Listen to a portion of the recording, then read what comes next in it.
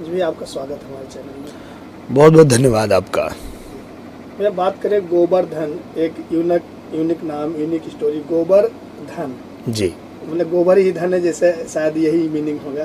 क्या कहना चाहेंगे इस फिल्म को लेकर? हाँ, ये मेरे जो बहुत ही पसंदीदा निर्देशक मंजुल ठाकुर जी, जिन्होंने हिंदुस्तानी 2 बनाया, जिन्होंने राजा बाबू बनाया मेरे साथ में, और तो बहुत सारी फिल्में किया उन्होंने, और लोगों को बहुत पसंद आई उनकी फिल्म। तो उन्होंने जब मुझे ये स्टोरी सुनाया तो वो इसका टाइटल लेके आए थे कारीगर, और जब मैंने पूरा सुना, कहानी सुना, तो मैंने कहा कि भैया तो इसका नाम आप कारीगर क्यों रखे हैं, इसका नाम तो गोवर्धन होना चाहिए। तो उनको भी अच्छा लगा, बोले कि हाँ ठीक बोल रहे हैं।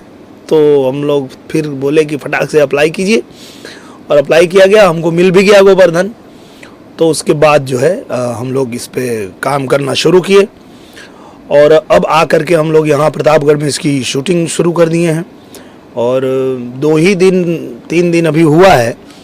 लेकिन इसको करते हुए इतना मज़ा आ रहा है कि मुझे फिर से राजा बाबू की याद आ रही है कि एक बार फिर हमारे जो दर्शक हैं, जो हमारे भाई हैं, जो हमारी बहनें हैं, जो हमारे चाहने वाले हैं, उनके लिए मैं फिर से ये कह सकता हूँ कि एक बहुत ही मनोरंजन वाली फिल्म ये गोवर्धन मिलने वाली है। गांव में अक्सर गोबर गणेश इसी तरह से जो है, जो नाकारा होता है उसको इस तरह से उपाधि दी जाती है, तो कहीं वो भी तो इसमें दिखा? ऐसा नहीं है, इसका नाम तो गोवर्धन है, पर गांव में आप जानते हैं कि जैसे नाम अगर कितना भी अच्छे से रखा जाए, पर लोग बिगाड़ के ही बुलाते हैं नाम।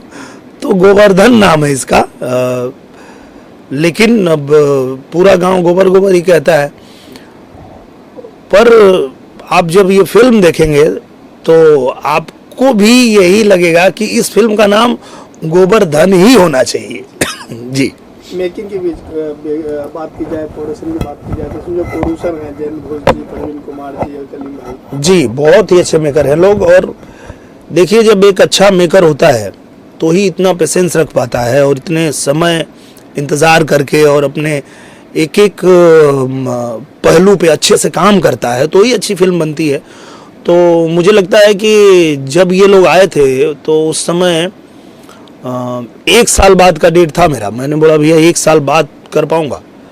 बोले कोई बात नहीं, उतना समय तो हम लोग को लगेगा इस पे काम करने के लिए। तो उस पे स्टोरी पे काम हुआ, गाने पे काम हुआ, और फाइनली जब हम लोग शूट कर रहे हैं तो ये लग रहा है कि हाँ, अगर प्रवीण जी ने और जो बाकी हमारे जयंत जी जो प्रोड्यूसर लोग हैं, उन लोगों ने भी ठान लिया था कि हम फिल्म अच्छी बनाएंगे। तो ये ईश्वर की कृपा ही कहेंगे कि लॉकडाउन के बाद जितनी फिल्में मुझे मिली हैं करने को, वो सारी एक से एक फिल्में मिली है। मैंने फसल किया, फसल के बाद मैंने, उसके पहले भी मैंने वो किया, आई मिलन की रात, बहुत ही शानदार फिल्म है वो फिल्म। आज से मुझे लगता है कि 15 साल पहले संतोष मिश्रा जी उसको लिखे थे, और जिस प्रोड्यूसर के लिए लिखे थे वो पता नहीं बना पाए, वो फिर वो स्क्रिप्ट रखी रह गई।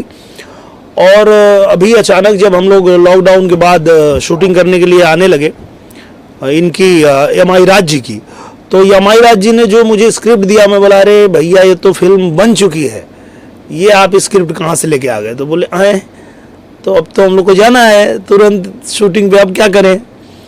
तो मैं सभी राइटरों को फ़ोन लगाया कि भैया किसी के पास अगर अच्छी स्क्रिप्ट हो तो दीजिए।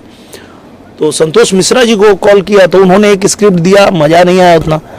मैं बोला भैया मज़ा नहीं आया। तो बोले एक स्क्रिप्ट है जो आपको बहुत पसंद थी और बहुत पहले हम लोग लिखे थे उसको। तो बोले कौन सी? बोले आई मिलन की रात। मैं बोला हाँ, तो फिर वो लेके आइए। फिर हम लोगों ने वो फिल्म किया, बहुत अच्छी फिल्म बनी, अलग ही उसका लुक है। अभी ट्रेलर उसका आया तो लोगों ने बहुत पसंद किया, सबको बहुत अच्छा लगा। गाने उसके बहुत अच्छे बनाए थे हमारे ओम झा जी ने, और कहानी तो कमाल की थी ही, और हमारे संतोष मिश्रा जी के डायलॉग तो होते ही हैं एक नंबर। तो वो फिल्म किया। उसके बाद मुझे एक बहुत अच्छी फिल्म मिली फसल, और फसल में भी पराग पाटिल जी के साथ काम करके मुझे सच में बहुत मज़ा आया और मुझे लगा कि इस आदमी को लिखने का हक है। ये आदमी लिखता है कि पराग पाटिल स्टाइल सिनेमा, तो इस आदमी को हक है। बहुत अच्छी फिल्म बनाया उन्होंने फसल। और एक फिल्म मैंने किया इसी बीच रजनीश जी के साथ, जो मेरे परम मित्र हैं, जिनके साथ हम लोग निरहुआ रिक्शा वाला से जुड़े हुए हैं, तब से लेके हमारा साथ है, मित्रता है हमारी। तो उनके साथ मैंने फिल्म किया माई, वो भी बहुत ही शानदार फिल्म। और उसके बाद एक बीच में और फिल्म मिल गई अंगूठा छाप, तो वो भी कमाल की स्क्रिप्ट। और उसके बाद अब ये फिल्म हम लोग कर रहे हैं गोवर्धन, तो ये एक पे एक ही स्क्रिप्ट मिलती जा रही है। मतलब मुझे लगता है, और मैं ये किसी से कह भी रहा था कि यार मुझे जिस तरह का कोविड हुआ था, लगता नहीं था कि मैं बचूंगा, लेकिन ईश्वर ने पता नहीं जब बचाया है और दर्शकों के आशीर्वाद प्यार से ही मैं बचा हूँ। तो अब कुछ अलग लेवल का करना है, कुछ और बेहतर करना है, क्योंकि एक जीवन फिर से मिल गया, तो इसको ऐसे ही वेस्ट नहीं करेंगे। और ईश्वर ने भी साथ दिया कि मुझे अच्छी अच्छी स्क्रिप्ट मिल रही हैं। तो अब जो जितनी फिल्में मैं कर रहा हूँ आएंगी, तो मतलब देख के लोगों को बहुत अच्छा लगेगा और उनको गर्व होगा कि भोजपुरी में इस तरह की फिल्में बन रही हैं। जैसे आपका सोच है भोजपुरी सिनेमा को लेके, देसीपन को लेके, भोजपुरी माटी की महक को, वैसे आपकी फिल्मों में आती रही हैं, तो कहीं ना कहीं इसका भी परिणाम है इतनी सारी फिल्में जिस तरह से आप बता रहे हैं। हाँ बिल्कुल, क्योंकि मेरे मन की भी यही इच्छा रही हमेशा कि हम लोग बहुत अच्छी साफ सुथरी बढ़िया और भोजपुरी में ऐसी ऐसी फिल्म बनाएं कि उसको लोग जो है देखें तो कहें कि हाँ भाई ये सिनेमा है। तो बीच बीच में लोग वो थिएटर के जो ऑडियंस के चलते ज़्यादा मसाला फिल्में ही बनाना पसंद करते थे, तो उसमें हम लोग भी फंसे रहते थे। पर जब लॉकडाउन लगा, सारे थिएटर्स बंद हो गए, तो अब जो 2 साल तक इधर मुझे साइन करके रखे हैं लोग, उसमें सारी फिल्में वही है जो अच्छी अच्छी स्क्रिप्ट है।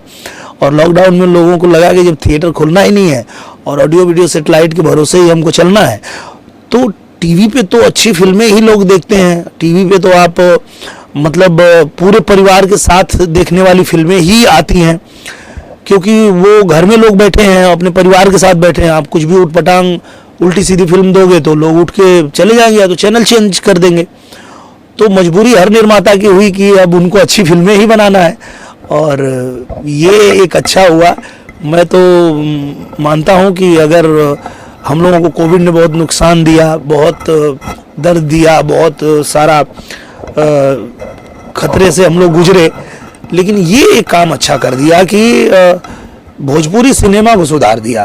भोजपुरी सिनेमा में लोग मसाला फिल्में छोड़ के और अब फसल, माई और अंगूठा छाप, गोवर्धन, इस तरह की अच्छी स्क्रिप्ट पे काम कर रहे हैं, तो ये अच्छा लग रहा है। मैं बात करें निर्माता, जैसे फिल्म निर्माण में हमेशा अच्छी फिल्में बनती है, ऐसे में जो फिल्म वितरक हैं बिहार में अच्छी अच्छी फिल्में रिलीज करते हैं, प्रवीण कुमार जी, अब प्रोडक्शन के क्षेत्र में एज ए प्रोड्यूसर भी उतर गए हैं, क्या कहना चाहिए प्रवीण जी के बारे में?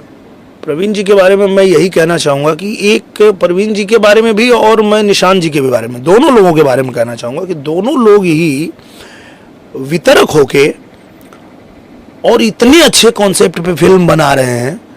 नहीं तो नॉर्मली मसाला फिल्में ही पसंद करते हैं जो वितरक लोग होते हैं, जो डिस्ट्रीब्यूशन करते हैं, उन लोगों को मसाला फिल्में ही चाहिए होती है।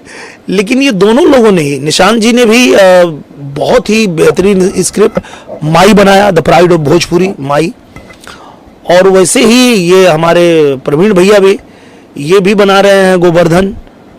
तो मुझे ये देख के बड़ा अच्छा लग रहा है। तो मुझे अब ये भी उम्मीद जगी है कि अब जब थिएटर्स खुलेंगे तो वहाँ हमारी सारी अच्छी फिल्में जो है लोगों को देखने के लिए मिलेगी और लोग बहुत आनंद उठा